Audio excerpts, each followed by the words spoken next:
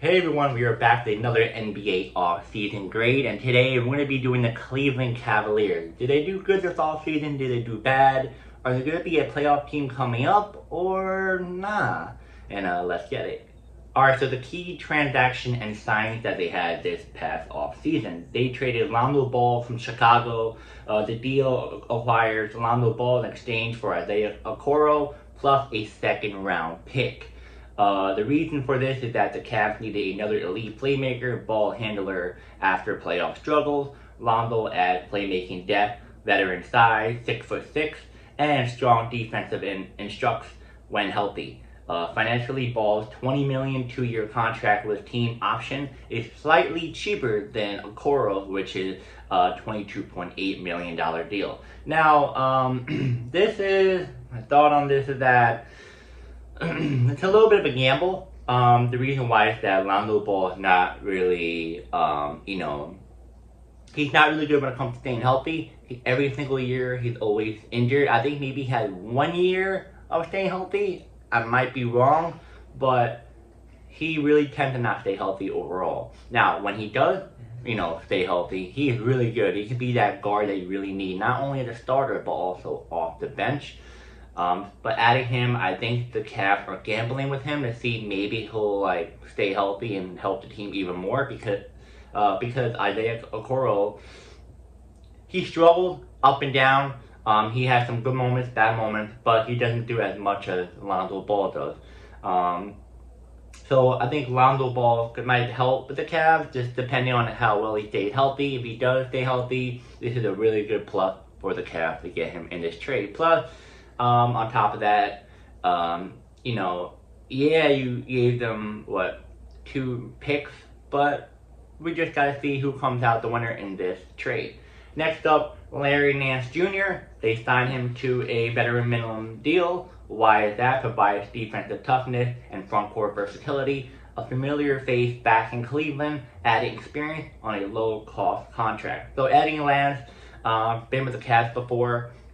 Seeing him play with the Pelicans and the Lakers and other teams, and I think he definitely added some size in the backcourt.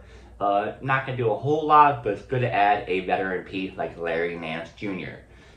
Next up, re-signed Sam Merrill, new 4-year, $38 million deal. Why is that? Consistent sharpshooter, 37.2% from the 3. Plays a key backup guard role behind Garland and Ball. Now solidified into Cleveland's backcourt mix. So adding Sam was a good piece. I guess the reason why is that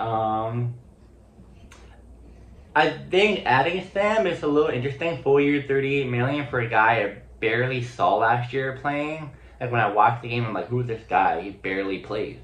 4-year, 38 is a little bit a lot, kind of, for a guy I barely see. But maybe you Cavs fans can tell me that he does more than that.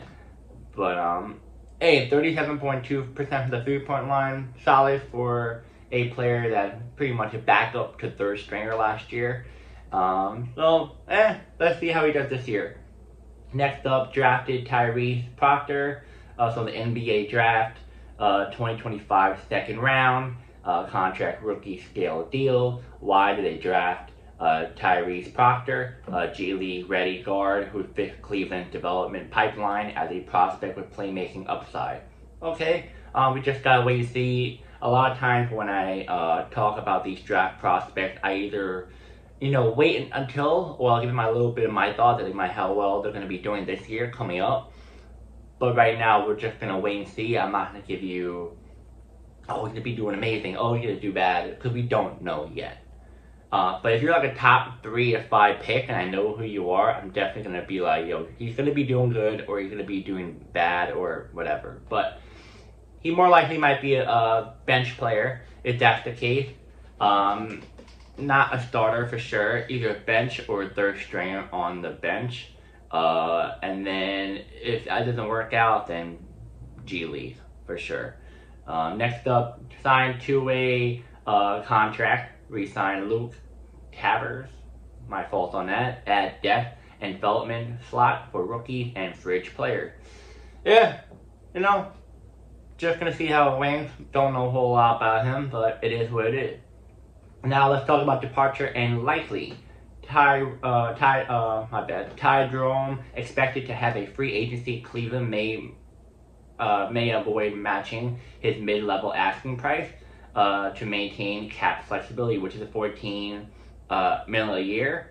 And then on top of that, Isaiah Okoro, Ricky Council, and Jared Butler all moved off the roster as the team shift towards playmaking and shooters. So Ty Jerome, I'm trying to see Ty Jerome. I think Cleveland's definitely gonna keep Ty Jerome.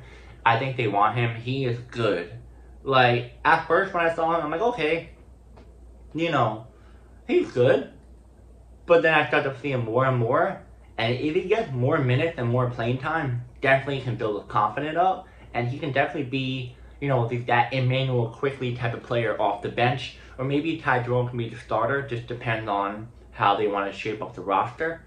But I like Ty Jerome a lot, and I think he should definitely stay in Cleveland. He fits there perfectly, and I think it would be perfect for him to stay there long term.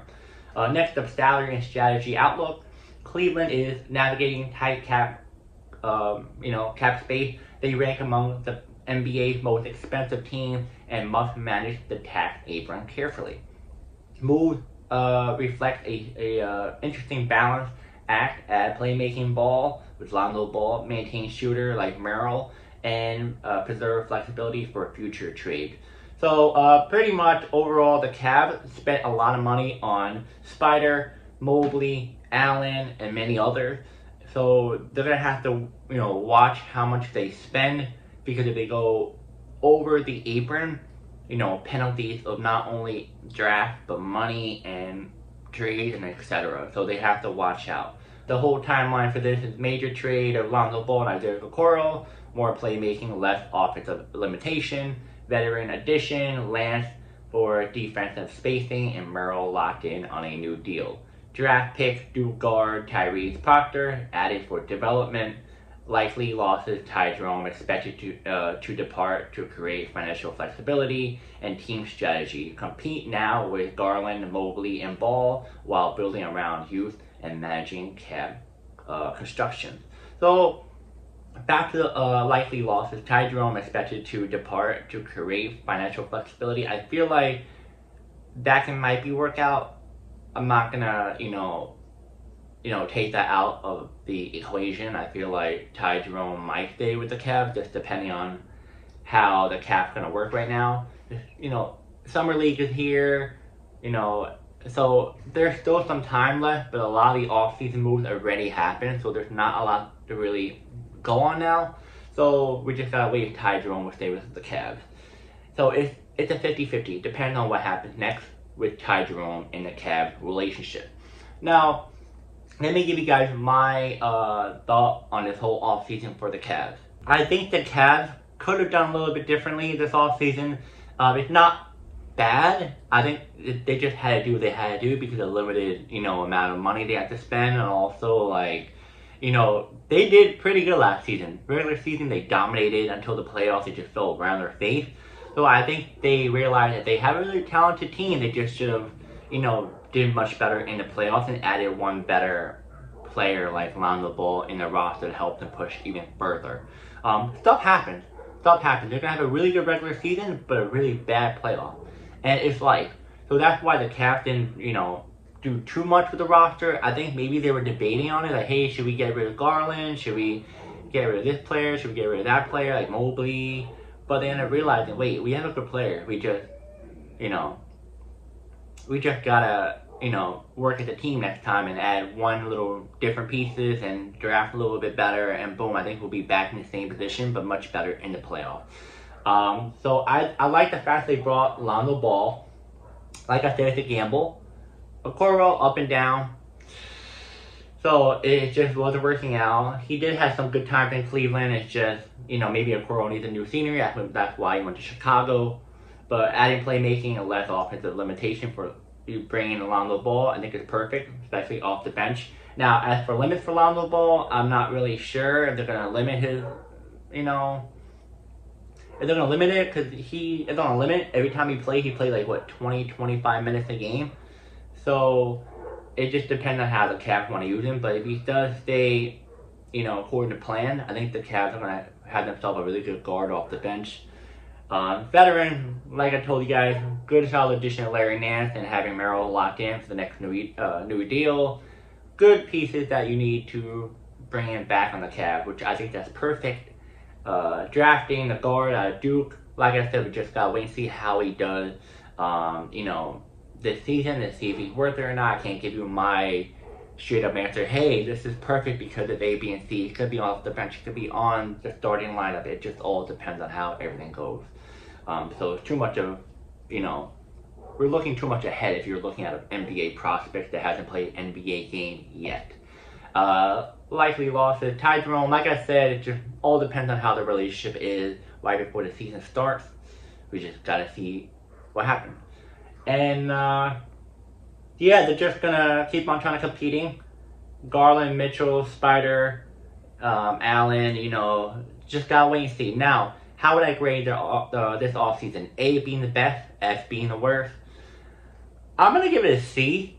Some people are gonna be like, it's a little bit bad, they should have done a little better, or I think they're really good. I would think a C because the guard position of adding Lonzo Ball it's a little iffy. I'm not really sold on it because every year he's injured. Not like 1 year he's healthy, 1 year he's not. Then okay, but he's always injured, so it's such a gamble, and I don't trust that. Veteran addition, it helps the grade. I like the addition. Draft pick, not sure. It's in cloudy right now. And the team overall, I think they're still going to be top 3, top 5 in the East, not even. So they're still going to be able to compete. I just don't like the fact that they didn't do a little bit more than I thought they would have done this offseason. Now, are they a playoff team or a playing team? Pretty much like I said, top 3, 5 team in the East.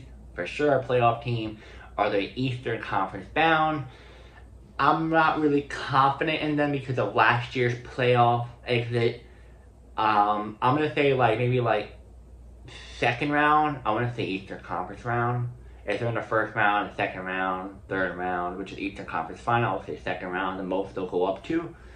But I think they will improve better than last year in the playoffs. It's just, we're not sure if they're going to have the same energy or a different energy coming in this year, coming up with the playoffs. But yeah, guys, comment down below. How do you think about the Cavs off-season move? You think it's an A, B, C, D, E, or F? And do you think they're going to be a playoff team again or nah? And I'll see you guys in the next video.